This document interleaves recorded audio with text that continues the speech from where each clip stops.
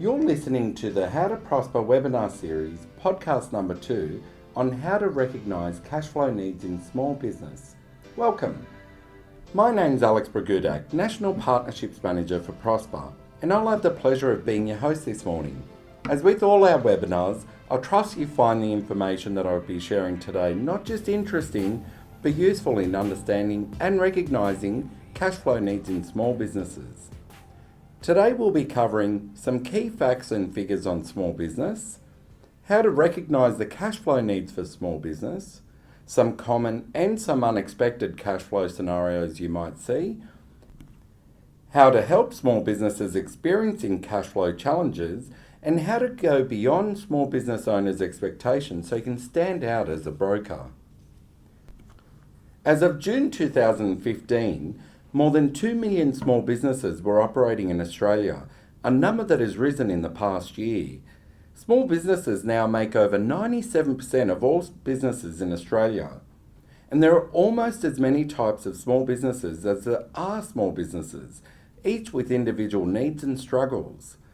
The Australian New Zealand Standard Industrial Classification, also known as ANZIC, recognises 19 broad categories, although within these categories are 96 subdivisions, and within the subdivisions are hundreds of different work activities that small businesses undertake. As we discussed in the last webinar, staying ahead as a finance broker means knowing how to build relationships with small business owners, understanding the successes and difficulties they face every day, and knowing how to help when they're struggling.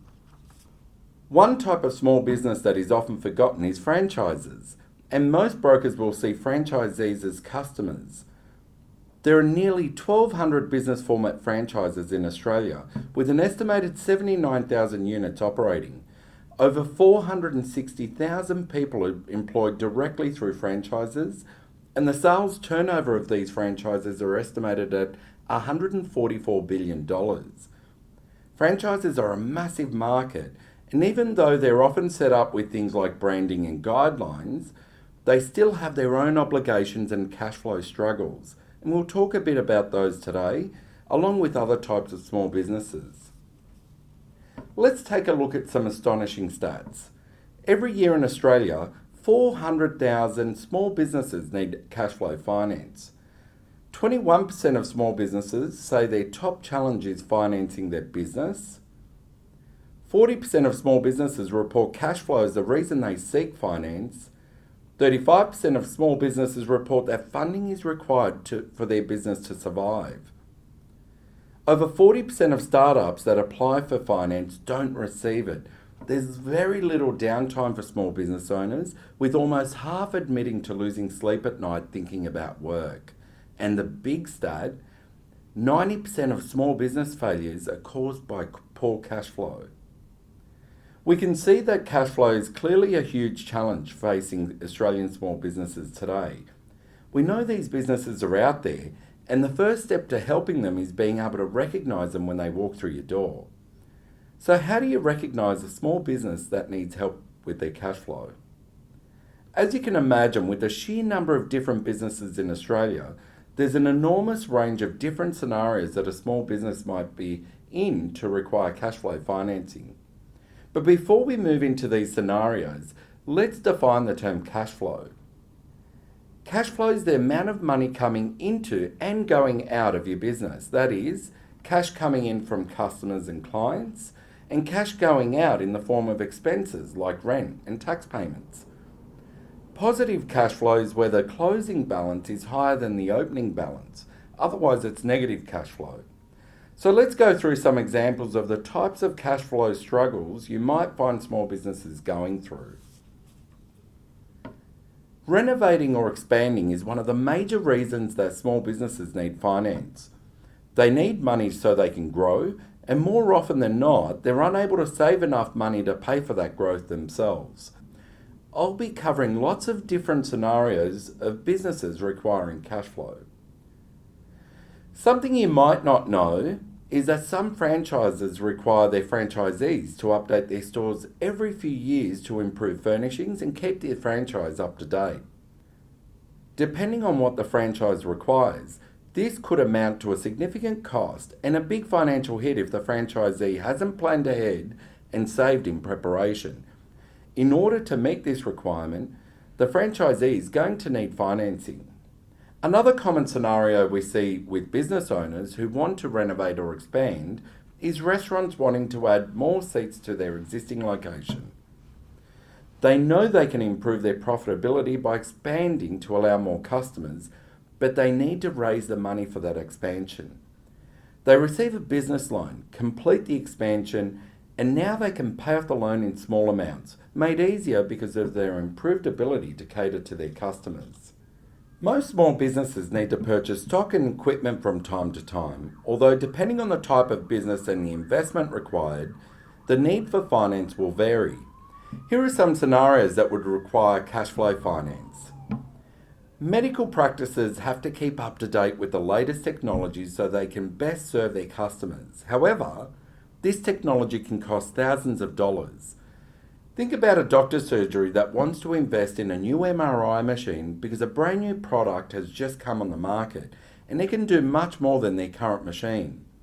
This new MRI costs $200,000 and that's a cheap one. They can cost up to $3 million. This is an essential piece of technology for the doctor's surgery and it will draw customers who need scans, but the surgery is having trouble pulling together $200,000 for the purchase. Cash flow can be tricky for retailers around the Christmas period too, when they might need to bring in stock before the busy period to avoid running out of products and to ensure they have the products that their customers want to buy around Christmas. They may need finance to fund this larger than normal purchase of stock. On the flip side, we all know that there's often a dip in sales after Christmas. The same retailer who needed cash flow finance to buy stock before Christmas might need finance after Christmas to keep their stores open and their staff paid. A hair salon owner knows they're operating in a saturated market and wants something to help the salon stand out from the crowd and improve profit margins. Profit margins on retail sales are often 2 to 3 times higher than that of beauty or hair treatments, and salons are 30% more likely to retain a customer who also makes a retail purchase. Knowing this, the hair salon owner decides to stock a popular high-end line of hair products. However, the salon owner wants to buy the product wholesale, which will mean a saving in the long run, but a significant cost to the salon now in return for higher profitability later on. The salon owner is already struggling with cash flow, which is why they've decided to expand, so they're going to need cash flow finance. Consider a tradie who has the ability to secure a new contract that requires large amount of material, or even more staff. An opportunity that's too good to miss out on and may set the tradie up for ongoing work.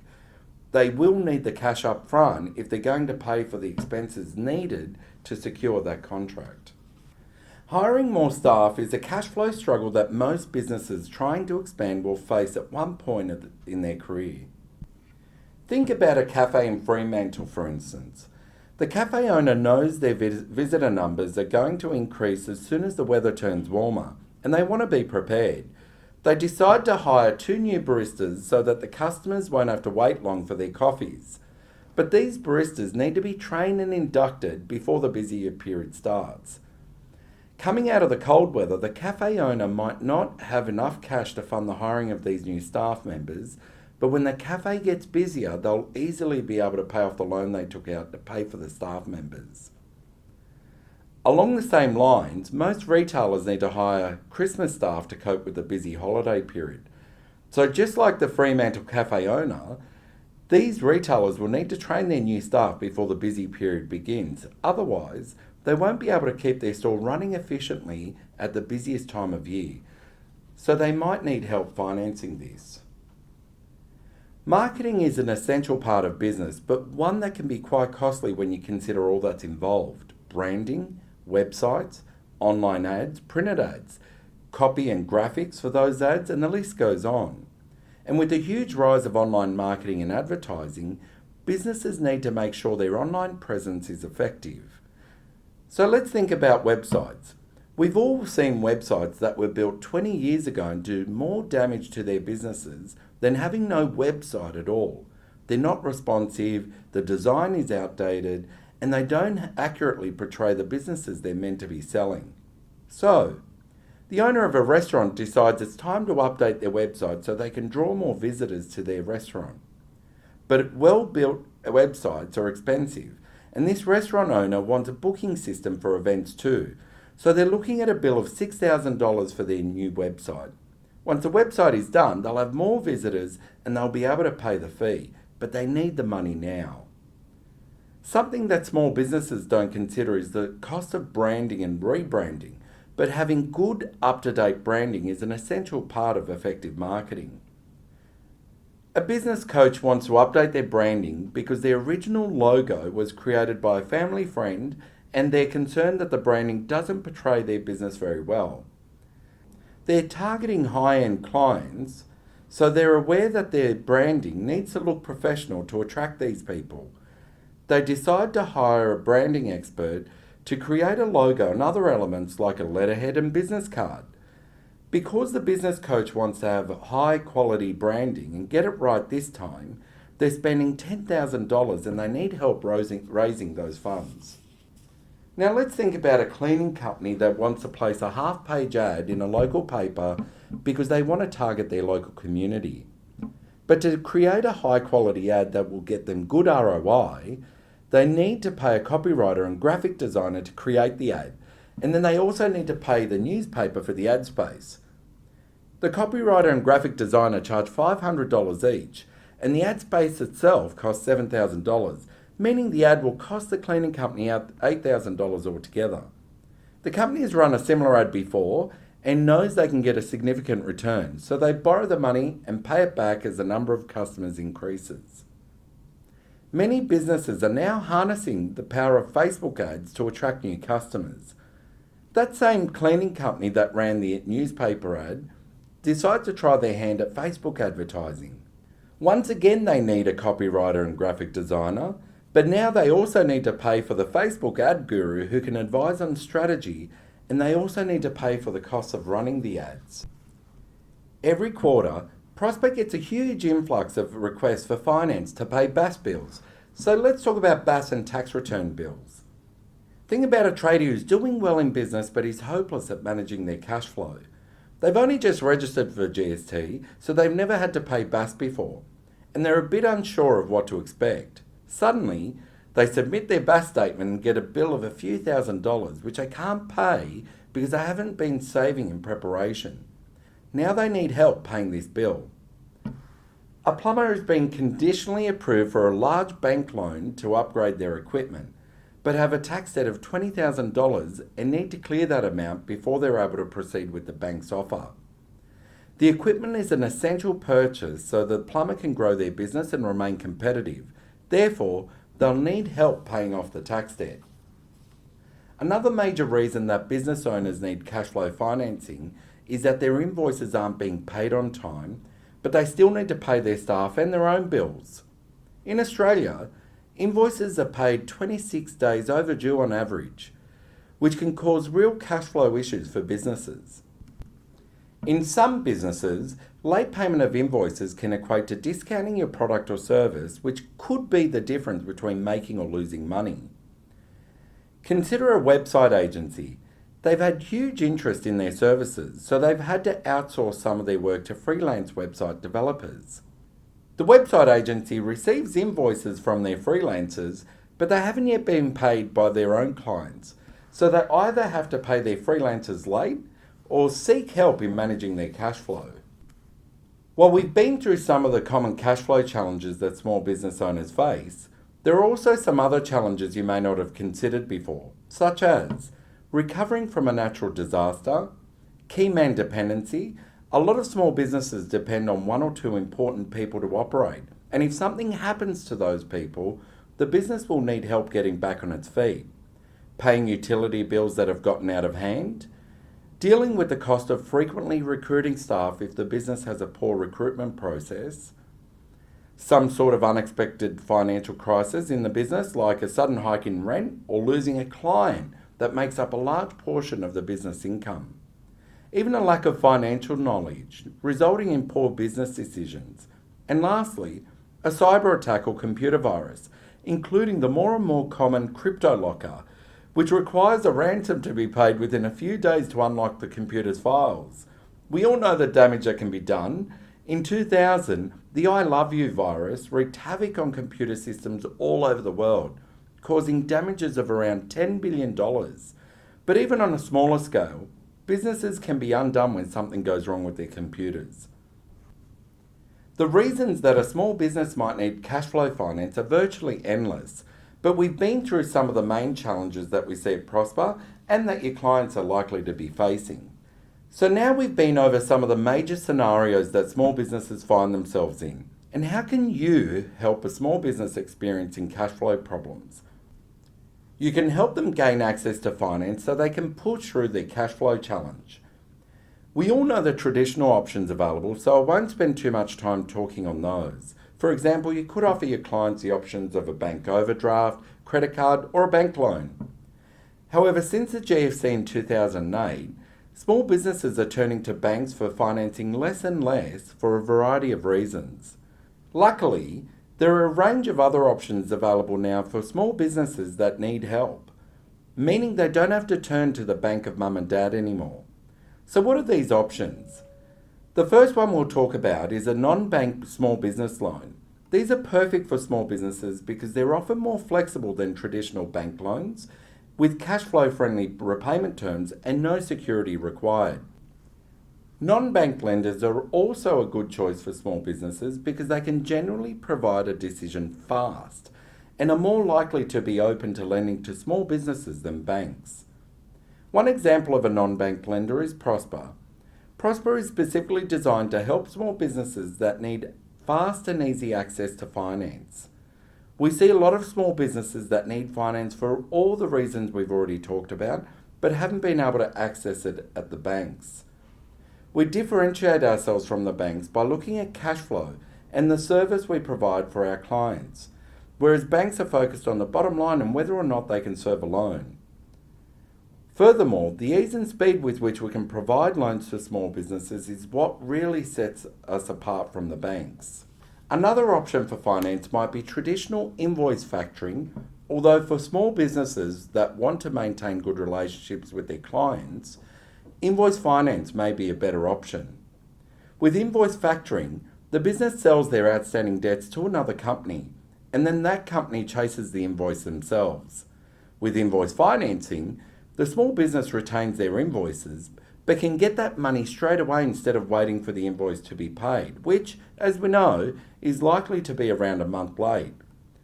The small business can just pay that debt back as their invoices are eventually paid.